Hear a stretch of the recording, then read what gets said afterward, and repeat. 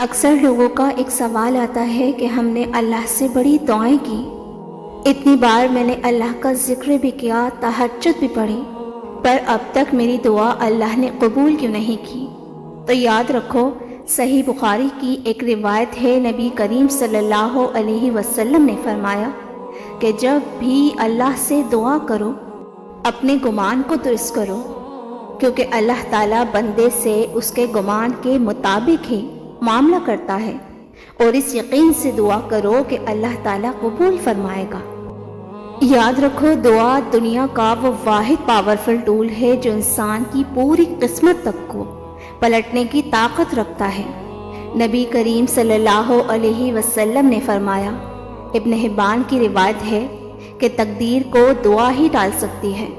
اللہ نے دعا میں اتنی طاقت رکھی ہے کہ قسمت کا قلم اگر تمہارے لیے کوئی دکھ لکھنے کا ارادہ رکھتا ہے تو دعا ہی وہ واحد چیز ہے جو اسے روک سکتی ہے۔ یاد رکھو، تم جتنی دفعہ دعا کے لیے ہاتھ اٹھاتے ہو نا، اللہ تعالیٰ اتنی دفعہ تمہاری دعاؤں کا جواب دیتا ہے۔ تم یہاں ایک قطرے کو روتے ہو اور وہ تمہارے لیے 7 سمندر دینے کو تیار ہے۔ عطا کی تدبیریں وہ خود بناتا ہے۔ جو چیز تمہیں چاہیے وہ تمہیں خود ڈھونڈ رہی ہے اور تمہیں اپنی طرف متوجہ کر رہی ہے۔ یہ ایک بہت بڑا راز ہے ہر اس شخص کے لیے جو اسے سمجھ سکتا ہے۔ اللہ تعالیٰ فرماتا ہے، زمین اور آسمان کی پیدائش میں، رات اور دن کے باری باری آنے میں ان ہوش مند لوگوں کے لیے بہت نشانیاں ہیں جو اٹھتے بیٹھتے ہر حال میں خدا کو یاد کرتے ہیں۔ کوئی ہاتھ چھوڑائے تو جانے دو، کوئی بدل گیا تو بدلنے دو، کوئی تکلیف دے رہا ہے تو صبر کر لو، کوئی دل توڑ رہا ہے تو برداشت کر لو، کیونکہ ہر کام اللہ کی اجازت سے ہوتا ہے اور اس میں کوئی حکمت پوشیدہ ہوتی ہے۔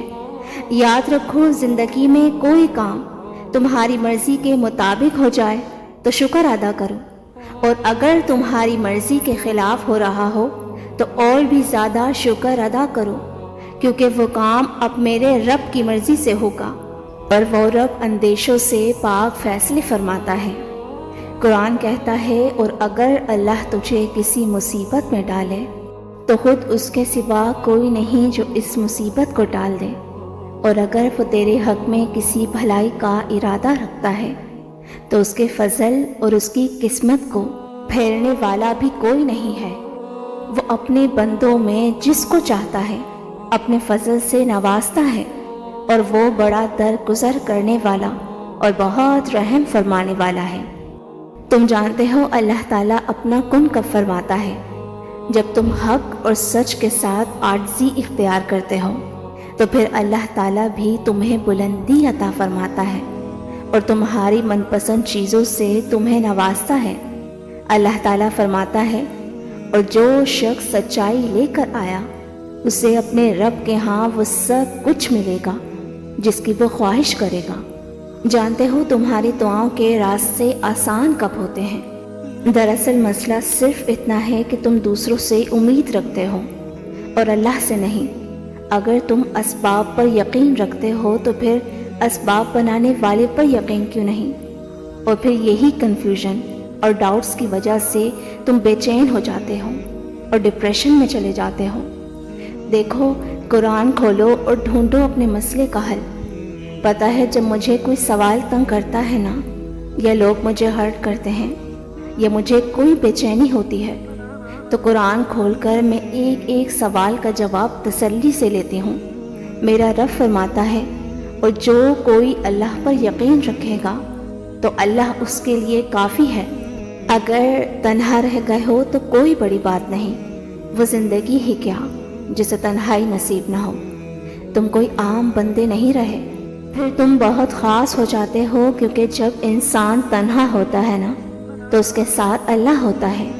اللہ فرماتا ہے، جن لوگوں نے یہاں تقویٰ کیا اللہ ان کو نجات دے گا، اور ان کو نہ کوئی تکلیف پہنچے گی اور نہ وہ غمگین ہوں گے۔ یاد رکھو، ہر صورتحال کے 2 پہلو ہوتے ہیں، اس کو منتخب کرو۔